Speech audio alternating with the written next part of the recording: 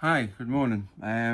Today in this video I will be fitting my front forks to my ZRX. Now these front forks really need a bit of a tidy up at the condition of one of them. At the moment I'm going to be putting them back in the way they are. I will be sending them in the future to Maxton Engineering, who will totally revamp them for my weight and my our use for what we're going to use the bike for. And recoat any of the problems that are quite bad on them. But anyway, I'll show you the difference between the two so you know which side is which, and then we'll get to the bike, we'll put the front forks on, and then we'll probably go to put the front wheel on, the front calipers, and go from there. We might do a whole video putting the front end on. We'll see how far we get. We'll just explain a few things about these front forks. They are adjustable to a certain degree. At the top of the front fork you have rebound, I think it's rebound dampening on the top if I can remember rightly, and you have a little bit of preload with the adjustment screw there. You see the rings on it. How many rings you have shown depends on the preload. And also at the bottom should be your compression dampening screw. Right, okay, difference between the two. This one, I know from looking at it, is going to be the right hand side one as you're sitting on the bike, partly because the caliper bolt holes are always at the rear of the forks, and I can tell from the bolt holes for the fender, they're the recess for the bolt holes. You don't not put them in that way round because the fender sits flush on these. The other side you've got the recess. And also what is a telltale, the pinch bolts, you always normally bolt them from the front of the bike, so that would sit, as we're looking at the front of the bike, it'd be sitting like that. You put your fender bolts in like that, and your fender will be here somewhere, and then you've got your caliper bolts, and your caliper sits at the back, and then you got your pinch bolts at the front, just to screw at the back. But also on the other side, the other one, you can see a couple of differences. On the inside you have a little cutout there and a couple of raised blocks for holding your speedo drive in place so that doesn't spin round. You also have an extra screw bolt hole for holding the brake line, and well, it's mainly for the speedo cable, but you can, I think, no, you can't put the brake line through it, just to hold the speedo cable in position, because the speedo cable will probably come out and then loop around and then go back up, so that's to hold that into position. You have like a bracket, like a spring. It's like a bent big thick bent spring or piece of wire that will hold that. And same again this side, your fender would flush against them. You wouldn't put it on the reset side, and the caliper at the back. So that's the differences. And what I'll do now, I'll go and fit them to the bike. On this bike there's only so many pinch bolts on it, which is not too bad. On some bikes I've noticed you can have 3 at the bottom and 2 at the top, or 3 at the top, 3 at the bottom. On this I think there's 1 at the top, 2 at the bottom, and they're actually on the bottom. I think they're nut and bolt rather than threaded. So that'll need 2 spanners. Right, okay then, I'll catch you up when we get there. Well, here we are. I'm sitting on the floor ready to put this front fork in on this side. We have, as you can probably see from the bike, it's not a normal ZRX. We do have a turbo fitted to this bike. It's a low boost turbo because at the moment the internals are still standard, but I can adjust the boost as and when we change any internals. What I'm going to do, we're going to fit, as you sit on the bike, the left side one first, which it's a matter of just go in from the bottom. They should slide through. If not, if it's a bit tight, this one's going by the looks of it with a bit of push. Yep, It's getting a bit tight now. That's because it's getting to the bit where it's slightly damaged. So what you can get a screwdriver that will just open this up a little bit, just to make sure the nuts are loose on it. And once you've, actually that could be the problem. One's a bit tighter than the other. Yeah, I could take these out totally and make it so much easier, but I'll put them back in situ so I knew I didn't have a big box of nut and bolts basically. That's what I did. The top one, the top one's threaded, as I can see.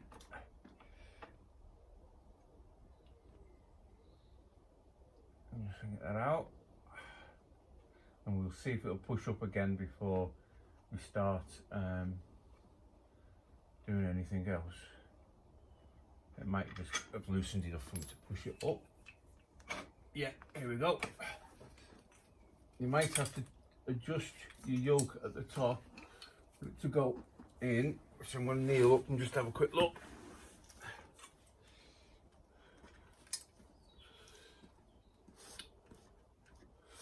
I'm going to actually stand up, it'd be easier. We're driving a false leg, it makes it quite difficult, as you can see when you're getting off the floor. It's never easy. Right, there we go, pushed up. I'm going to leave it flush at the top for now. I will adjust the height as and when I come to do my settings for suspension settings. But as I say, these will be revamped and done by Maxton Engineering, which is a very, very good company over here in the UK. They do a lot of race suspension as well, do a lot of TT stuff and that. Especially sidecar, I think, or sometimes used to do sidecar as well, bikes and everything. But anyway, I'll stop the video, I'll do the other side, and then we'll come to the wheel and possibly the calipers. Well, I've got the wheel here now, and what I've done, I managed to find 2 old sprockets to sit the wheel on to get it up to the almost the desired height I need to put the spindle through. Now, what you should do on these, which makes it so much easier, and I do it on my race bike quite a lot, is this particular one I leave in and pinch bolt, so it's tight, and then put the spindle in from the other side and tighten it up. It does mean, if that's at the right torque, that this collar or nut, or Allen nut collar, whatever you want to call it, will not turn, and you can torque it up from the other side. So that's what I'm going to do now. I'm just going to put these the pinch bolts in, which at the moment I'm using the old ones. I am looking on going to either stainless or even titanium at some point, depending what condition I want this bike in, is depending on what I'll use. Now at the moment I bought it and it needs a bit of TLC pretty much all over, so bar the turbo conversion, that's spot on. Everything else just needs a tweak. I am going to be looking for it looks like radiator hoses. The metal ones in particular down here are very rusted, and I will replace them in time as well. Anyway, I'll pinch bolt this up and then I'll get back to you and show you what's next. Right, that's pinch bolted up. Now this side, you need your spacer to go in there, like that, like so. And then the other side, you will need to put your speedo drive in. So what I'll do is I'll put that in the wheel, and then I will put that in the wheel. I'm going to need to do this. Try and line it up, because there's 2 little locating lugs on it. You soon know when it's lined up, because the cable will start turning as you rotate it. Yep. So you've got to make sure the cable goes around the back,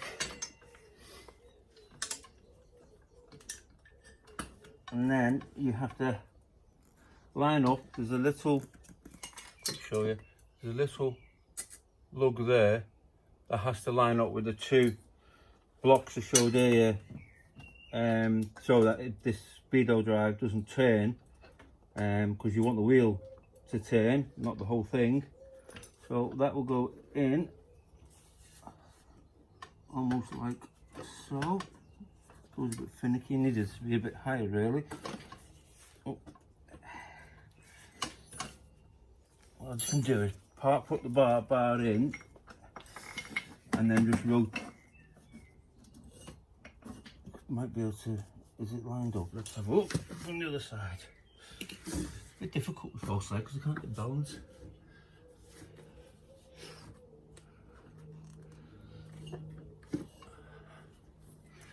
I'll just line that up and I'll get back to you. Right, that should be lined up ready for me to put this in. Now, as I said earlier, you put a thin smear of copper slip on the shaft itself. It makes it a little bit easier to get it out for when you need to change it for tyres and stuff.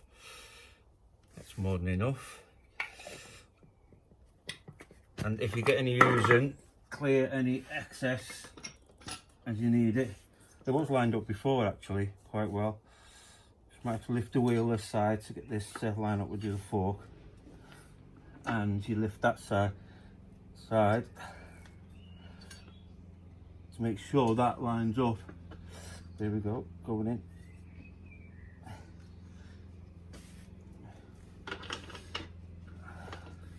By hand, if you can, while lifting it, take the weight off it. You might just get it started.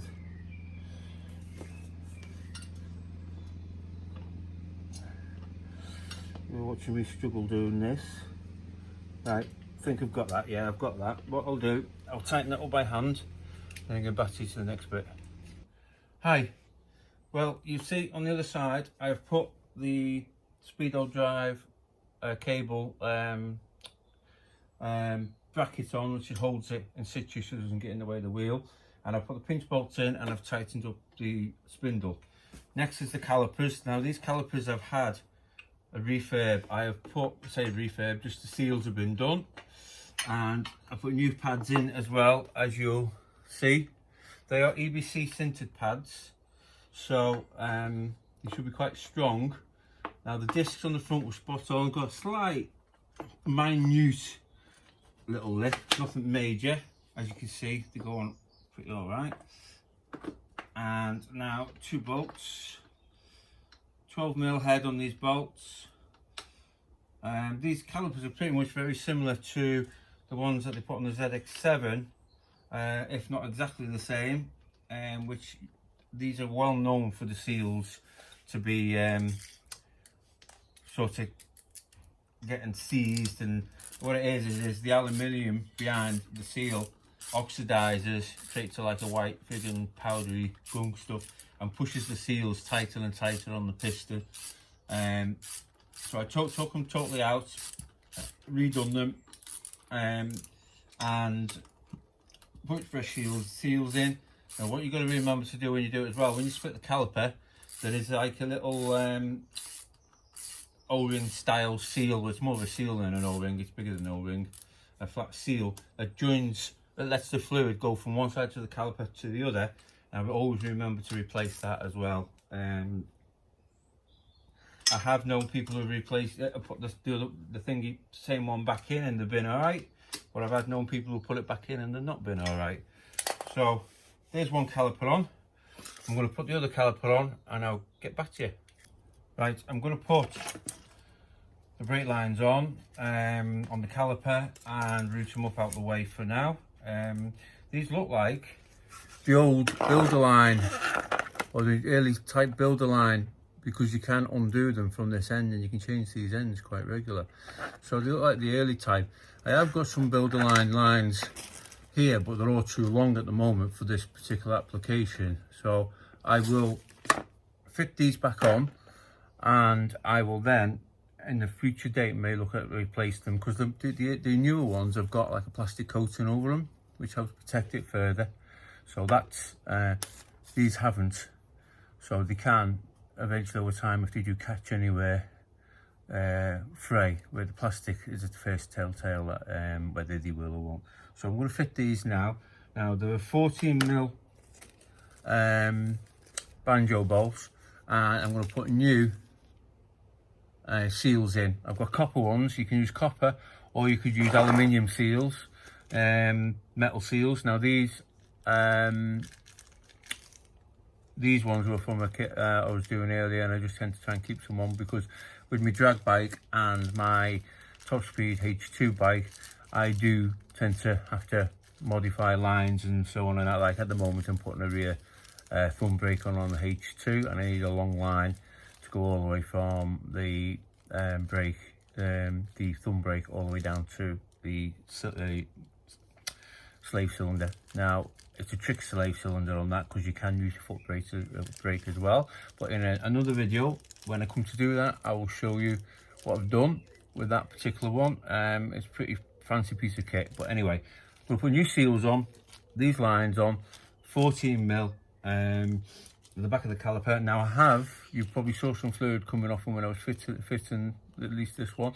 I have filled them with brake fluid to try and start them off.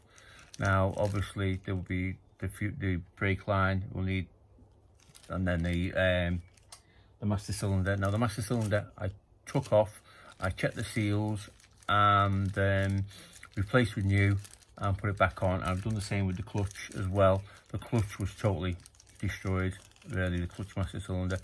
So I got the seals, genuine seals from Kawasaki, fitted all that. You can get aftermarket ones. I do not know how good they are, so I can't comment on that really. So I will put these on, and then it's pretty much the fender, and then I'll be leaving this video until I do the yokes with the switch gears and all that, because I do have you know, your pass light, your flashing pass light is not working on this unit, but I do know I have repaired them before in the past. I had one on my ZRX 7R before it went for MOT. I fixed that one, pretty much the same switch gear, but I think it is the same, to be honest with you, the chokes on it and everything. So I should be able to sort that one out as well. So I will show you that in another video, possibly, I don't know. I've got a few videos ready, nearly ready. So anyway, I'll leave you with that. Hi, well, got the front fender part on. I have two brackets, little brackets that go on the rear part of the front fender. That holds the brake cable. Now on the other one, we have two. Now this one goes on the left side as you're sitting on the bike, and it goes more like that, and the other one's on the right side. This thing will be not used at the moment, because what we used to do is the right side on this particular model, when the brake line, when it come out of the factory, the original brake line on that side went over to the left, came through there down to join the other one, and then it went up as one line up to the master cylinder. So that top bit won't be used, but that bit will be used for the line, because they've actually put what they call a racing style braking system on, where there's two lines directly go to the master cylinder. I suppose it's probably a bit easier to bleed, because sometimes you can get air in that one that loops over the fender. If it gets in at the bubble in the top, you know, as air rises about in fluid, as you know, because bubbles, it can be a bit of a nightmare to get out. But there's techniques and ways of doing it.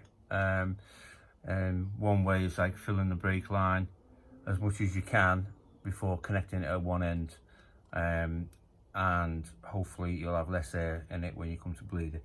Anyway, I'm going to fit the back part of the fender on, and that'll be with these two clips, and that's pretty much it for this video, until I connect them up at the top on the master cylinder, and probably show you the best way to bleed, or the non-best way to bleed, because other people may have better ways to bleed it. But we'll talk in that in the next video. So thank you very much for watching. Please subscribe. You'll see most of my videos, they're not scripted. I am pretty much off the cuff, and I do make mistakes from time to time, which I get corrected, but I do try and correct my mistakes as soon as I know. But I worked in the motor trade for 30 years. When I was 17, I started working at motor more of an engineering style of motor vehicle. And then I did roadside assist, roadside recovery, and did a lot of repairs on the road, temporary repairs on the road. Got more than 90% of me customers, clients, whatever you want to call them, back on the road rather than getting them recovered. And then I went to work for a car supermarket, doing pre-sale inspections and repairs and replacing brakes, discs, fixing everything, doing everything, every little thing you can think of. And I also, after that, started teaching a bit. I have got my, as we do in this country, we do, a lot of people will go through and do MVQs and do it on the job and train that way. Now I've got my MVQ assessor certificate, and that's what I used to do. I used to assess people who have been doing jobs and that, anything in the motor trade, from cars, bikes, trucks, you name it. So anyway, there you go, end of this video. See you in the next one, and we'll go from there. Thank you very much. Hi, we finally finished the front end of my ZRX, putting the front end in. Now I'm just going to run through what the torque settings were. Now the upper front fork caliper bolts, which will be the top yoke, is 29 Newton meters according to the manual. The lower front fork clamp bolts, which is the way there's two of them and nut and bolt, that is 21 Newton meters. We go on to the brakes now, and front caliper mounting bolts, 34 Newton meters. Then we've got front, what else have we got? Front pad spring bolts, yeah, front brake pad spring bolts, 2.9 Newton meters. Let's go back to wheels. Front axle clamp bolts, 20 Newton meters, and the front wheel is front axle is 145 Newton meters. Quite high, that one. Normally on like the ZR14s and stuff like that, it's around about 127, 130, something like that. But this is quite high for that one. So that's it on everything that's been bolted in on that. So no further ado, this video will be finished and I'll publish it as soon as I can. Speak to you shortly.